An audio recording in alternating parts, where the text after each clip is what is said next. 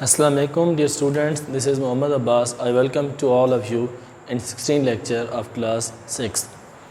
Dear students, हम discuss कर रहे थे कंप्यूटर के अंदर डेस्कटॉप क्या होता है, उसके ऊपर क्या क्या ऑप्शंस अवेलेबल होते हैं। फिर हमने उसके अलावा उसके बाद हमने उसके ऊपर मौजूद जो डिफरेंट फोल्डर्स थे उनको डिस्कस किया।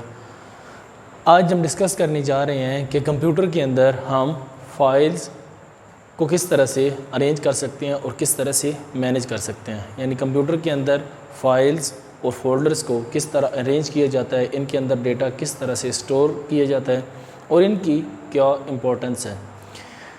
कंप्यूटर के अंदर डेटा फाइल्स की फॉर्म में स्टोर किया जाता है। यानी जब भी हम डेटा को कंप्यूटर के अंदर स्टोर करना चाहेंगे तो हम उसको किसी न किसी फ़ाइल के अंदर स्टोर करेंगे, फिर वो फ़ाइल हम किसी न किसी फ़ोल्डर के अंदर सेव करेंगे। सही है, ताकि हमें जब भी इसको एक्सेस करना हो तो हम इजीली उसको एक्सेस कर सकते हैं। तो मैनेजिंग फ़ाइल एंड फोल्डर में हम सबसे पहले देखेंगे कि एक फ़ाइल क्या होती है, उसको किस तरीके से हम मैनेज करते हैं, उसमें डेटा किस तरीके से स्टोर करते हैं और फिर उस फाइल को किस जगह पर जाके स्टोर करते हैं। तो सबसे पहले हम देखेंगे कि व्हाट इज़ अ फाइल।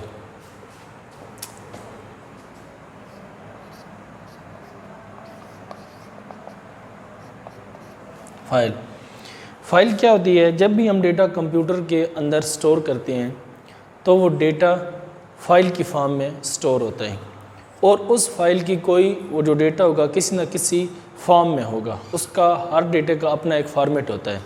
मसलन जो भी हम डेटा कंप्यूटर के अंदर स्टोर करते हैं वो चंद एक यहाँ पर मैं उनकी डेटा की जो टाइप्स हैं वो यहाँ पर मेंशन कर देता हूँ। यानी वो जब डेटा कंप्यूटर के अंदर स्टोर होगा तो वो इन टाइप्स में से कोई एक टाइप का डेटा होगा। जिस टाइप का डेटा होगा उसके नाम के एंड पर वही टाइप मेंशन हो जाएगी ऑटोमेटिकली। ऑपरेटिंग सिस्टम खुद ही उस डेटा की टाइप के मुताबिक उसको नेम जो है वो असाइन कर देता है, टाइप उसको असाइन कर देता है और बता देता है कि ये इस टाइप का डेटा है।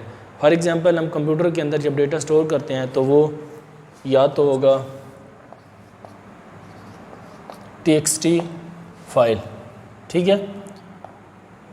किस तरह की होगी? txt। जब हम टेक्सचुअल डेटा कंप्यूटर के अंदर एंटर करते हैं तो वो txt फाइल के अंदर होगा। .pgp ये कोई ग्राफिक्स यानी कि कोई इमेज जब हमने कंप्यूटर के अंदर स्टोर करना है तो उस फाइल की जो एक्सटेंशन होगी वो .pgp होगी, ठीक है।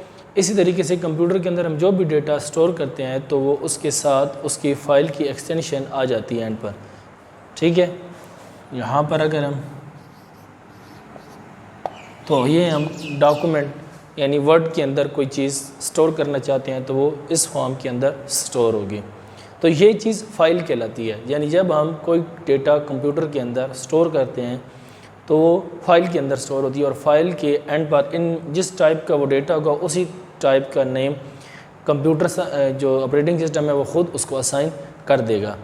तो फाइल की कोई ना वो जो एंड पर नाम होगा इनको कहा जाता है एक्सटेंशन। क्या कहा जाता है?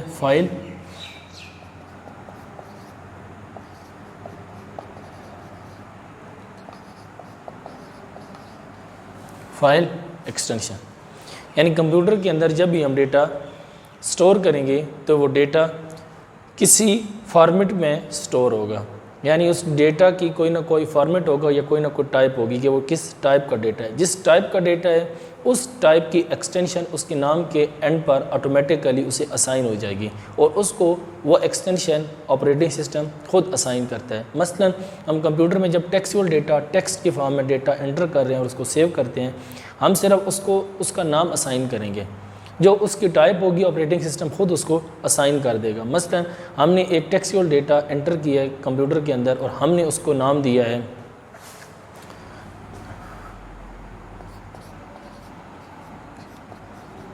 Textual data. हमने जो डेटा एंटर किया था it was in the form of text, ठीक है, और हमने उसको नाम भी असाइन किया टेक्सचुअल डेटा। जब हमने उसको नाम असाइन किया लेकिन हमने उसको टाइप असाइन नहीं की, लेकिन एंड पर टेक्सचुअल डेटा की एक्सटेंशन है txt, तो क्या होगा यहाँ पर .txt ऑटोमेटिकली सिस्टम की तरफ से उसको असाइन हो जाएगा। इसी तरह हमने जब कोई इमेज कंप्यूटर के अंदर सेव करना है, कोई भी हम उसको कंप्यूटर के अंदर इमेज सेव करते हैं और उसको अपनी तरफ से नाम असाइन करते हैं। फॉर एग्ज़ाम्पल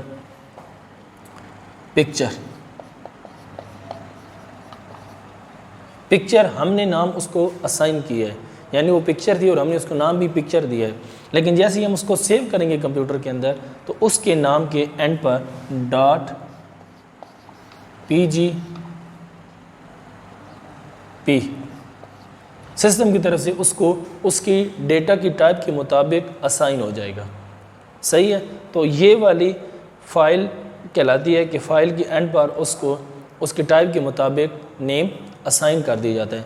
और इस तरीके से कभी भी नहीं होता कि वो टाइप टेक्सचुअल टाइप का डेटा हो और उसके एंड पर पीजीपी आ रहा हो, या वो पीजीपी टाइप की फ़ाइल हो और उसके एंड पर टेक्स्ट आ रहा हो, क्योंकि एक तो ये सिस्टम खुद असाइन करता है और अगर यूज़र अपनी तरफ से उसकी डेटा टाइप उसे असाइन करना चाहे तो वो उसको असाइन नहीं कर सकता। यानी अगर वो उसके मुताबिक उसे असाइन करेगा तो फिर तो वो उसको असाइन कर सकता है, ठीक है। लेकिन अगर वो उसके अगेंस्ट, यानी वो टेक्सचुअल टाइप का डेटा है और यूज़र एंड पर पीजीपी लिख रहा हो, तो यूज़र तो उसको सेव ही नहीं करेगा, सिस्टम एक्सेप्ट ही नहीं करेगा। सिस्टम उसके ऊपर मैसेज डिस्प्ले करेगा कि आप जो नाम उसको डेटा टाइप असाइन कर रहे हैं, it is not according to data, यानी कि ये डेटा के मुताबिक नहीं है, ठीक है। तो फिर आपको वो जो उसकी करेक्ट उसकी जो एक्सटेंशन फ़ाइल होगी वो आपको उसे असाइन करना पड़ेगी। सही है, तो ये इस तरीके से कंप्यूटर के अंदर जो फाइल्स हैं वो मैनेज की जाती हैं। यानी हम कंप्यूटर के अंदर कोई भी फ़ाइल स्टोर करते हैं और कंप्यूटर उसको उसकी एक्सटेंशन के साथ कंप्यूटर के अंदर स्टोर कर देता है, जिससे हमें पता चल जाता है कि ये जो फ़ाइल है ये किस टाइप की फ़ाइल है, यानी ये टेक्सचुअल है या ग्राफिकल है या डॉक्यूमेंट है, यानी वर्ड की फ़ाइल है, या एक्सेस ये जो MS एक्सेस होता है उसकी है, किस तरह की फ़ाइल है, उसकी एक्सटेंशन से हमें पता चल जाता है। सही है, तो ये है फ़ाइल। अब फ़ाइल हमने एक क्रिएट कर दी, उसके अंदर डेटा स्टोर कर दिया, उसको नेम असाइन कर दिया। अब हम वो फ़ाइल कहाँ पर रखेंगे, यानी बहुत सारी एक सब्जेक्ट से रिलेटेड बहुत सारी फाइल्स हो सकती हैं, तो हम इनको प्रॉपर किसी तरीके से मैनेज करेंगे, यानी कंप्यूटर के अंदर इस तरीके से स्टोर करेंगे कि if we want to retrieve the file from the system hard disk then we can easily retrieve, यानी हम उसको आसानी से रिट्रीव कर सकें, सर्च कर सकें, तलाश कर सकें कंप्यूटर के अंदर से, हमें प्रॉब्लम ना हो। तो इस मकसद के लिए क्या किया जाता है, इस मकसद के लिए फ़ोल्डर्स इस्तेमाल किए जाते हैं। अभी हम इसके बाद डिस्कस करते हैं what are folders. Let me arrange it. File के बाद जो बहुत ही इंपॉर्टेंट चीज़ है जो हमें कंप्यूटर के अंदर फाइल्स और डेटा को स्टोर करने के लिए इस्तेमाल करते हैं, दैट इज़ फ़ोल्डर।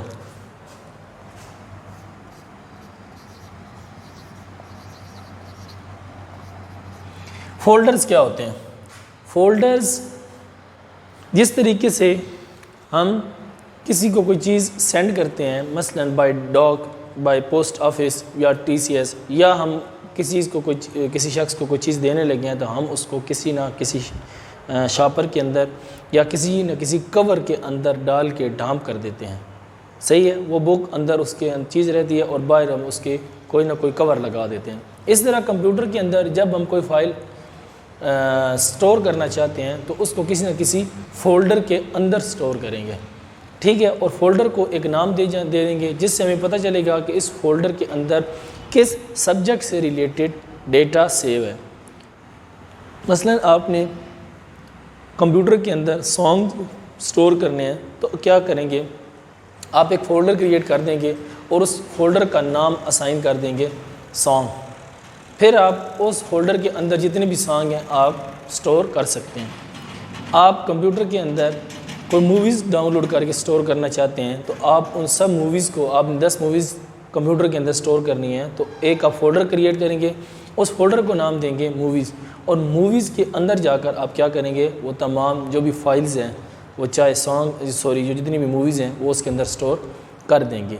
तो फोल्डर क्या होता है, ये आपके डेटा को स्टोर करने के लिए इस्तेमाल होते हैं और इसके ज़रिए आप इजीली डेटा को रिट्रीव कर सकते हैं। अच्छा, इसी तरीके जैसे मैंने आपको एग्जांपल से इसको बताया है, इस तरह इसकी डेफिनेशन भी हम इसी तरीके से करेंगे कि फ़ोल्डर क्या होते हैं। फोल्डर्स आर लाइक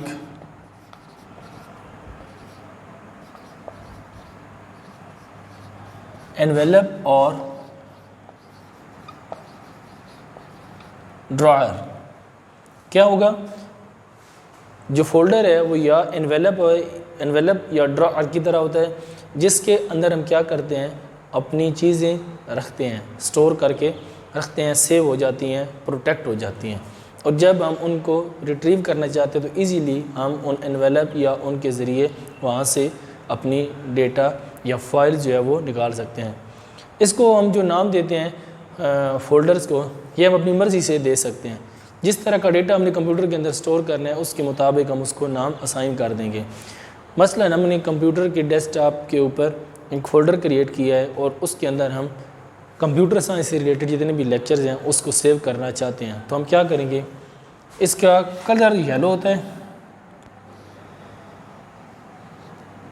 ये तकरीबन इस तरीके से ना ये आपका होगा। यहाँ पर आप इसको नेम देंगे तो वो यहाँ पर नीचे शो हो रहा होगा